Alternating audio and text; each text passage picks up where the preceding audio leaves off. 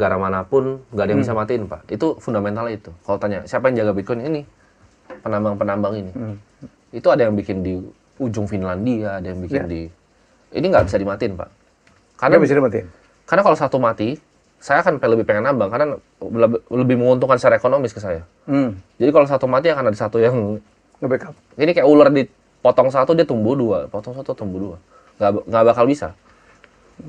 Jadi ini nggak bisa di-stop, Pak. Jadi kalau mau cari investasi paling menguntungkan, cari yang semua orang butuh, tapi semua orang belum mengerti, dan nggak bisa di-stop. Contohnya, Facebook. Zaman waktu itu masih awal-awal, semua orang tahu ini tuh bakal dipakai, tapi nggak semua orang mengerti. Orang kayak apaan sih ini internet ini, dan nggak bisa di-stop. Itu 3 tren itu ketemu, luar biasa. Makanya saya tadi, kripto, AI, dan renewable, Pak. Ini yang masuk kategori 3-3-nya, ini nggak bisa di-stop, Pak. Renewable tuh nggak bisa di-stop. Kenapa? Karena fossil fuel akan habis. Dan kita lihat kayak zaman sekarang, kayak di Kanada itu masih mainnya bikin pakai water dam, hydro. Hydro tuh sangat nggak efisien menurut saya. Sangat-sangat tidak efisien. Karena terbatas, mau tutupnya berapa waduk kan.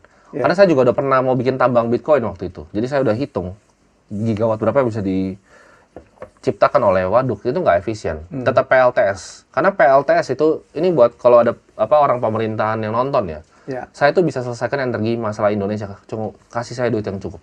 Saya bisa bikin listrik gratis. Ini tantangan ya. Jadi Timothy Ronald menantang kita. Jadi kalau bukan saja pemerintah lah, stakeholder lah. Stakeholder di negara investor ini. Gitu, dia bisa menghadirkan energi yang gratis. Gratis, asal disupport.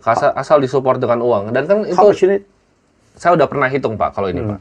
Jadi Indonesia itu butuh, ini kalian bisa cek, kalian saintis Indonesia bisa cek ya. Indonesia butuh continuous